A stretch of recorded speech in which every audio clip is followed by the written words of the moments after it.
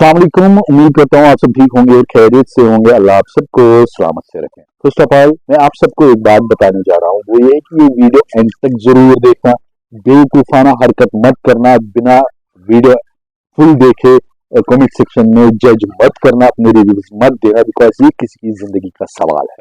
कुछ दिनों से न्यूज चल रही थी कि राशिक जो है ना उसको मारा गया थाईलैंड में।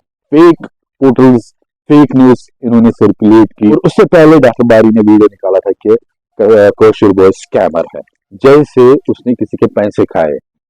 आप सबको मालूम है कि कौशल बॉय जो है ना यहाँ से गया था 1 महीने पहले कहाँ जॉब के लिए थाईलैंड में वो ब्लॉग्स बना रहा था अच्छी तरह, और रील्स भी अपलोड कर रहा था अपने इंस्टाग्राम हैंडल पर। और थाईलैंड से जब वो ट्रैवल किया उसने चाइना, तब उसको असल गेम मालूम पड़ी। राशि को भी काम कर रहा था। हाँ, जो भी कश्मीरी है उनको पैसे देते हैं, आप 2.5 लाख की 3 लाख ले लो और वहां से किसी बंदे को यहाँ लाओ, वहां उनको स्कैम्स करवाते हैं लोग उनके साथ। ये एक प्लेस है चाइना में, थाईलैंड में भी और चाइना में भी, गोल्डन लेओस के नाम से, आई डोंट नो, मुझे प्रोनाउंस करना नहीं आता है। तो वहां जो भी दुनिया की इलीगल एक्टिविटीज है वहां करते हो, और वहां जो है ना वो लड़कियां भी, कश्मीरी लड़कियां भी है जो वहां प्रोस्टिट्यूट का काम करती है, कॉल गर्ल्स का काम करती है, और यहाँ उन्होंने बोला कि हम जो है ना जाएंगे जॉब के लिए जा है। अब डॉक्टर बारी जो वीडियो निकालता है उसमें बोलता है कि कौशल भाई ने स्कैम किया है। क्या स्कैम किया है ये किसी को मालूम नहीं है, लोग समझ रहे हैं शायद उसने पैसे खाए। अभी तक डॉक्टर बारी की बहुत ज्यादा रेस्पेक्ट कर रहा था, लेकिन अब टोटली रेस्पेक्ट नहीं, बिकॉज उसने उस इंसान की जिंदगी जो है ना खतरे में डाली थी जिसके घर में कुछ भी नहीं है। ये मैं जानता हूं, और आप लोग जो मुझे बोल रहे हैं कि चिकेशी आपके से, राशिक मेरा दोस्त है और दोस्त का फर्ज होता है कि सच्चाई सामने लाना।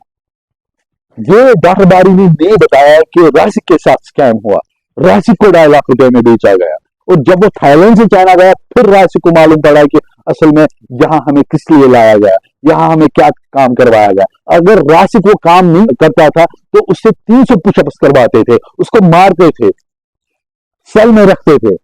यह राशिक बोल रहा है मुझे, और अभी तक मेरी जान हलक में थी क्योंकि राशिक उस कंपनी से भाग गया था, और राशिक ने मुझे बताया कि उस कंपनी से बहुत सारे ऐसे लड़के भाग गए हैं, अगर वो उनके हत्थे चढ़ गए तो वो उनको मारते हैं।